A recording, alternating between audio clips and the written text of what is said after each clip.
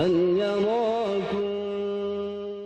landscape for the Train Advise Assist mission is Afghanistan itself.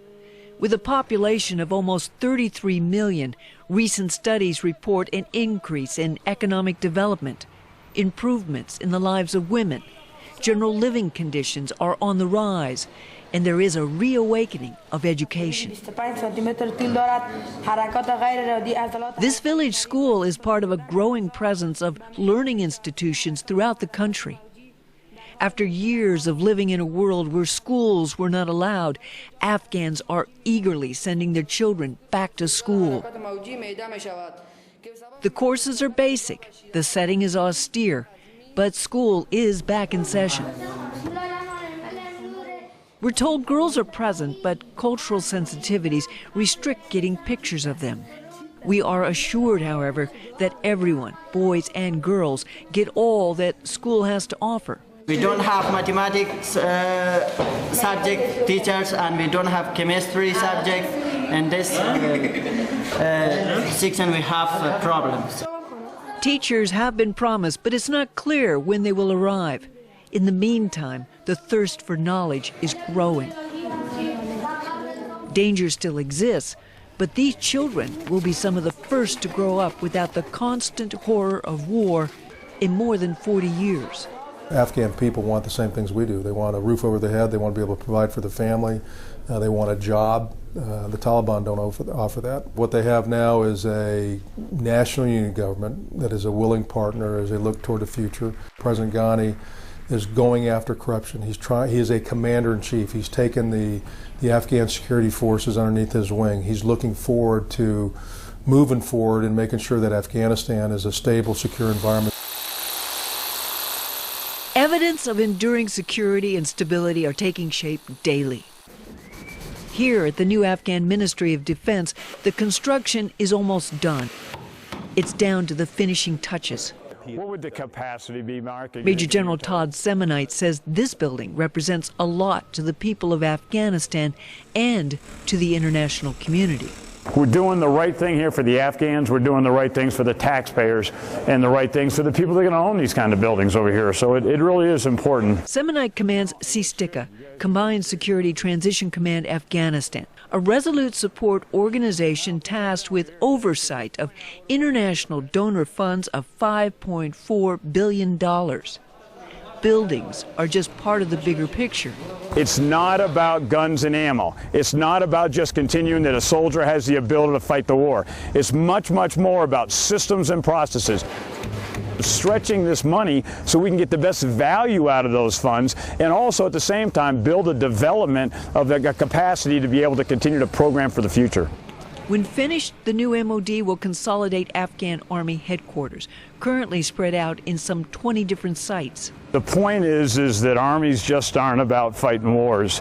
Armies are about, if anything else, representing what the country stands for. The merge will position the ANA with stronger leadership, more effective use of resources, and continued development of capabilities.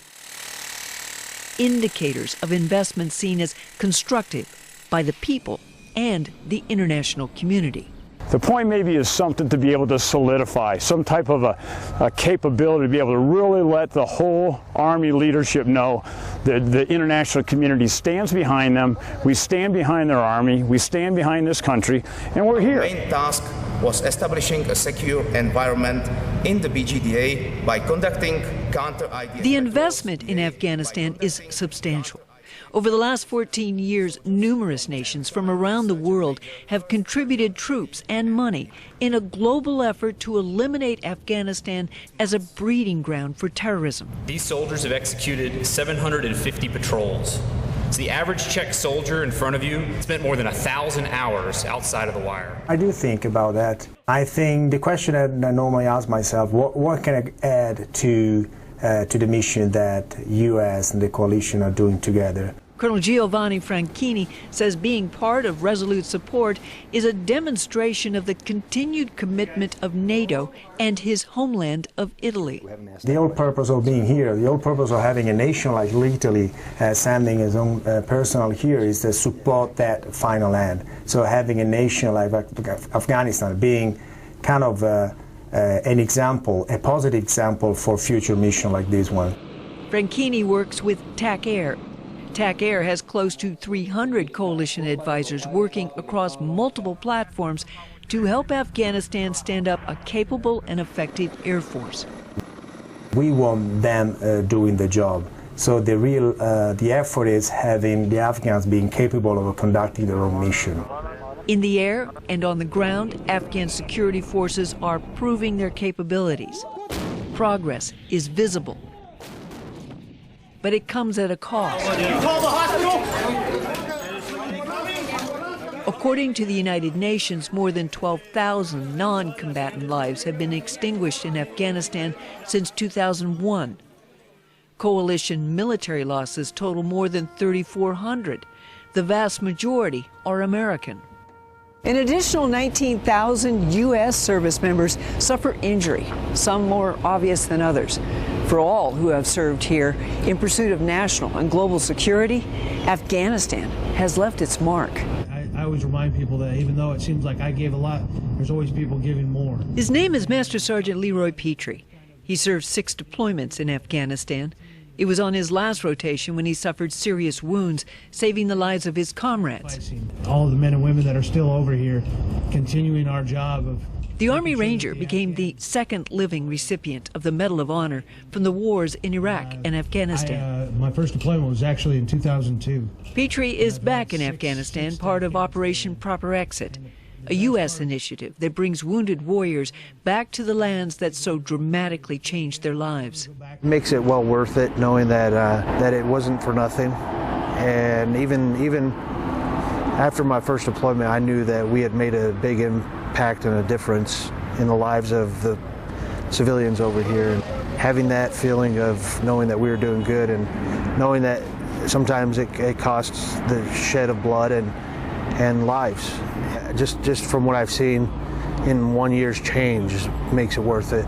It is men like them that guarantee our country has been and forever will be a beacon of freedom. As soldiers, they stand as examples of honor and valor. Service in their everyday life. As representatives of a coalition, they are witnesses to the big picture, the effects of the last 14 years, and the ongoing transformation that is sweeping Afghanistan.